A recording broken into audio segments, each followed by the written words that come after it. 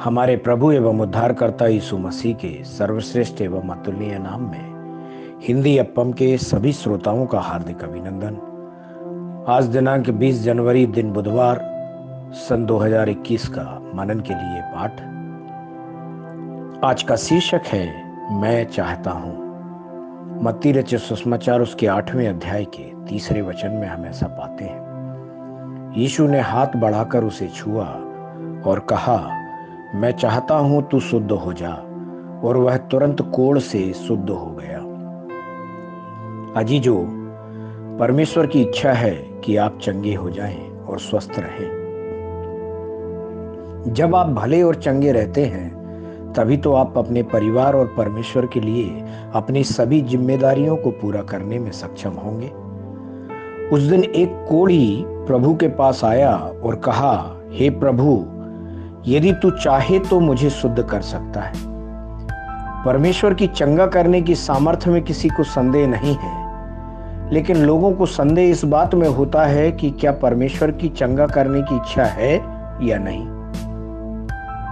पवित्र शास्त्र कहता है, निश्चय उसने हमारे रोगों को सह लिया और हमारे ही दुखों को उठा लिया, तो भी हमने उसे परमेश्वर का मारा कूटा और दुर्दशा में पड़ा हुआ समझा कि उसके कोड़े खाने से हम लोग चंगे हो जाएं। यशायाह 53वें अध्याय का 4 और 5वें वचन ऐसा कहता है।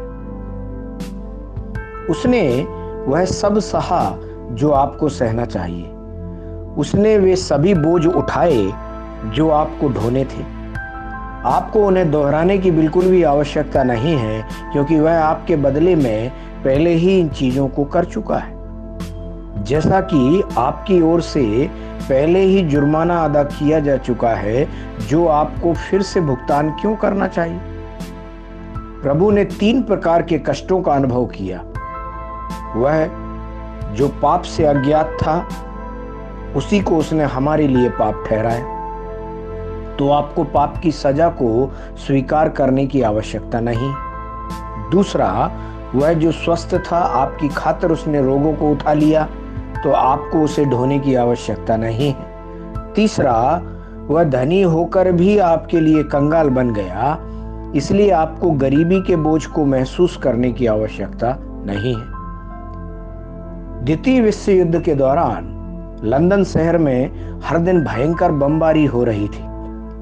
एक व्यक्ति जो डर के कारण पूरी रात नहीं सो पाया, उसने बाइबल को खोला। उसकी आंखों के सामने जो वचन आया था वह यह, सुन इस्राएल का रक्षक, ना ऊंघेगा न सोएगा। इस वचन ने उसके दिल में विश्वास पैदा किया। वह इस तरह सोचने लगा, परमेश्वर मेरी खातिर सोए बिना जागते रहते हैं और मैं जागकर क्या करने जा रहा हूं, और शांतिपूर्ण रूप में सोने लगा। दोनों ही जागते रहें या दोनों ही बीमारी को उठाएं यह आवश्यक नहीं है। परमेश्वर के प्यारे बच्चों, अपनी बीमारी और दुर्बलताओं को उसे दे दें, वह आपको बनाए रखेगा।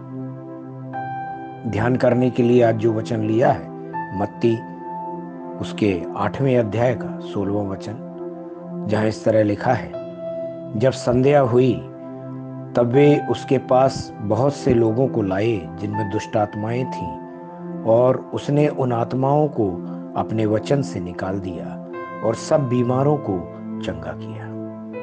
परमेश्वर इन वचनों के सुनने पर, पढ़ने पर, मनन करने पर, उनके अनुसार चलने पर आपको बहुत ऐसी आशीष दे। आपके जीवन में हर दिन परमेश्वर की उपस्थिति आप महसूस करें। आमीन।